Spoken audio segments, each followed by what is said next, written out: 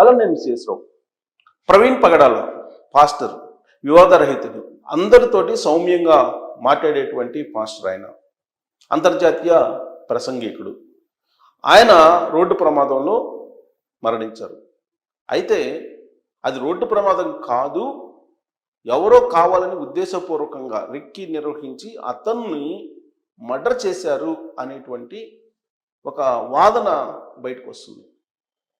దీంట్లో నిజముందా అంటే ఆల్రెడీ 10 ప్రశ్నలతో కూడినటువంటి 10 అనుమానాలతో కూడినటువంటి ఒక వీడియో కూడా నేను చేశాను.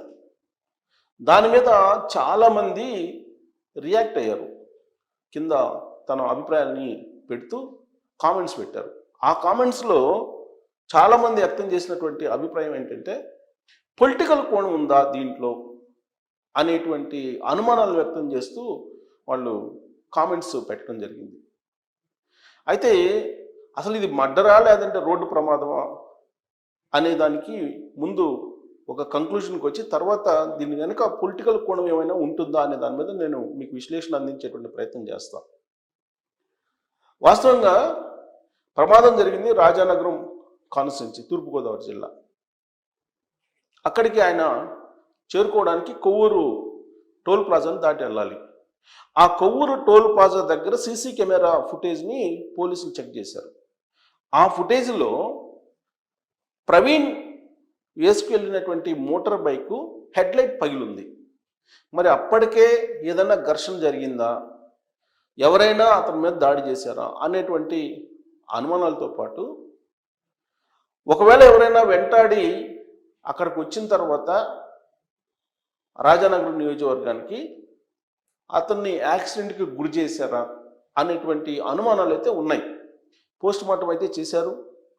తలకి గాయమైందని చెప్పి తేల్చారు పోలీసులు పోస్ట్ మార్టంలో. రాజమహేంద్రవరం నుంచి భౌతిక గాయాన్ని హైదరాబాద్కి తీసుకొస్తున్నారు.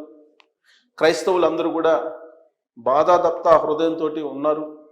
కేఏ పాల్తో పాటు అనేక మంది క్రైస్తవ సమాజంలో ఉండేటువంటి వాళ్ళు ప్రవీణ్ పాస్టర్ మరణం గురించే మాట్లాడుకుంటున్నారు, ఏ ఇద్దరు కలిసినప్పటికీ కూడా.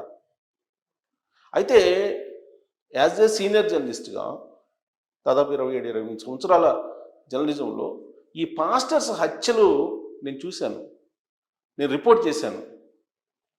ఎలా జరిగినాయి ఏంటి అనే దాని మీద నాకు గుర్తున్నంతవరకు గుంటూరులో నేను చాలా కాలం అక్కడ పనిచేశాను. అక్కడ ఇవాంజలిస్టులు, క్యాథలిక్ చర్చిలు 2 ఉంటాయి. వీళ్ళిద్దరి మధ్య, ఇవాంజలిస్టులు క్యాథలిస్టుల మధ్య ఎప్పుడు కూడా కొంత ఘర్షణ వాతావరణం ఉండేది. ప్లస్ ఆ చర్చలకు సంబంధించినటువంటి ఆస్తులు చాలా ఖరీదైనవి ఉన్నాయి ఆంధ్రప్రదేశ్లో. రాజమండ్రి ఏరియాలో కానీ లేదంటే గుంటూరు ఏరియాలో కానీ ఖరీదైనటువంటి ఆస్తులు ఉన్నాయి. అవి ఈ పాస్టర్ల ఆధీనంలో ఉంటూ ఉంటాయి. వాళ్ళ తదనంతరం ఎవరో ఆశిస్తూ ఉంటారు. ఆ క్రమంలో కొన్ని మర్డర్స్ జరిగాయి. ఈవెన్ గుంటూరులో నేనున్నప్పుడే 2 మర్డర్లు జరిగాయి. ఇమాన్యుయల్ అని చెప్పి ఒక పాస్టర్ని చర్చిలోనే మర్డర్ చేశారు. చర్చిలోనే మర్డర్ చేసి వెళ్ళిపోయారు. తర్వాత దాని ఇన్వెస్టిగేషన్ జరిగిందంటే ఏం తేలిందంటే కేవలం ఆ చర్చికి ఉన్నటువంటి ఆస్తులపైన ఆధిపత్యం కోసం జరిగినటువంటి మర్డర్గా తేలింది. బహుశా ఆ కోణం నుంచి ఆలోచిస్తే మరి ప్రవీణ్ అంతర్జాతీయ మత ప్రసంగికుడు. ఆయన అంతర్జాతీయ లెవెల్లో సువార్తలు వినిపిస్తూ ఉంటారు. మరి పాపులర్గా ఉండేటువంటి పాస్టరు. మరి ఆయనకు సంబంధించినటువంటి నిధులు లేదంటే ఆస్తులు వాటి గురించి ఏమైనా ఇలాంటి దారుణానికి పాల్పడి ఉంటారా అనేది తేలాల్సి ఉంది. ప్రస్తుతానికైతే పోలీసులు దీన్ని అనుమానాస్పద స్థితిలో జరిగినటువంటి సంఘటనగా నమోదు చేశారు. ఫర్దర్ ఇన్వెస్టిగేషన్కి వెళ్తున్నారు. దానికి సంబంధించి సీన్ రీకన్స్ట్రక్షన్ చేసి అసలు ఎలా జరిగింది ఏంటి అనేది తేల్చబోతున్నారు. ఇక మన నెట్జన్స్ వాళ్ళు పెట్టినటువంటి కామెంట్స్లో ఎక్కువగా పొలిటికల్ కోణం ఏమైనా ఉంటుందా అనేది వ్యక్తం చేశారు. ఈ మధ్యకాలంలో ఆంధ్రప్రదేశ్లో చర్చి ఫాదర్లు రాజకీయం యొక్క ప్రభావం అనే దాని మీద కొంత బాగా నడిచింది ప్రచారం. 2019 ఎన్నికల్లో చర్చి ఫాదర్లందరూ కూడా అక్కడికి వచ్చేటువంటి క్రిస్టియన్ అభిమానుల్ని ఎటువైపు తిప్పారు అనేది అందరికీ తెలుసు. బ్రదర్ అనిల్ లీడ్ చేశారు. బ్రదర్ అనిలే ఒకనొక మూమెంట్లో చెప్పారు, చర్చి ఫాదర్లు లేకపోతే అసలు వైఎస్ఆర్ కాంగ్రెస్ పార్టీ అధికారంలోకి వచ్చిండేదా అనే విషయాన్ని కూడా ఆయన వ్యక్తం చేశారు.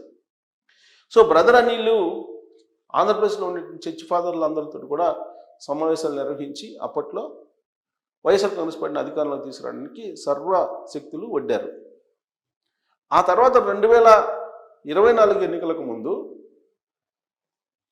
ఇదే బ్రదర్ అనిల్ గారు ఆయా చర్చిల్లో ఉండేటువంటి ఫాదర్స్ తోటి సమావేశాలు పెట్టి వైఎస్ఆర్ కాంగ్రెస్ పార్టీని ఓడించాలి అనేటువంటి ఒక ప్రయత్నం కూడా చేశారు.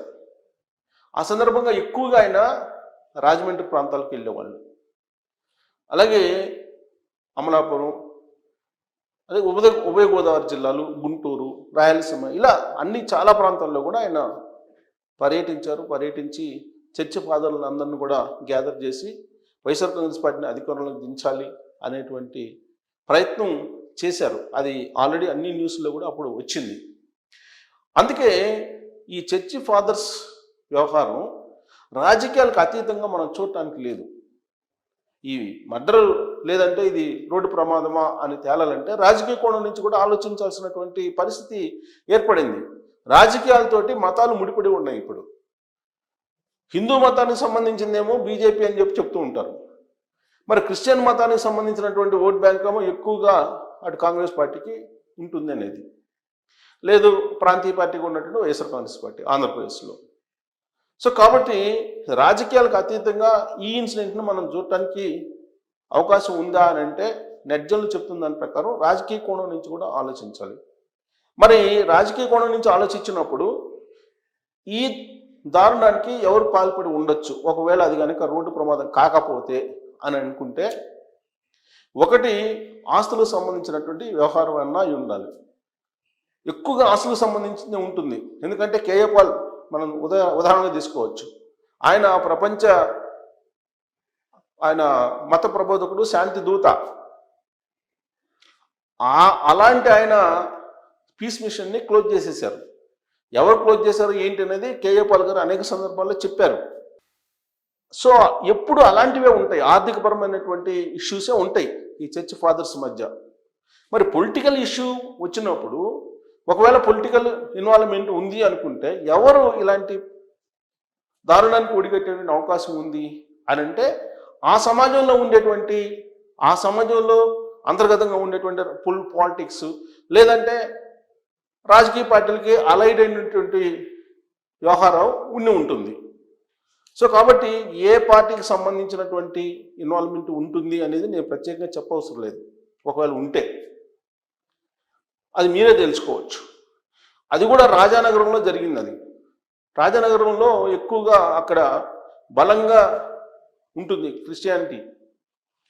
సో కాబట్టి ఒకవేళ రాజకీయ కోణం నుంచి ఆలోచిస్తే ఎందుకు జరిగి ఉంటుంది, ఏ పార్టీ ఇన్వాల్వ్మెంట్ ఉంటుంది అనేది ప్రత్యేకంగా చెప్పవసరం లేదు నేను. మరి ఇన్వెస్టిగేషన్లో అది తేల్చాలి. రాష్ట్ర ప్రభుత్వం కూడా సీరియస్గా తీసుకుంది. దాని నిజాలను తేల్చండి అని చెప్పేసి.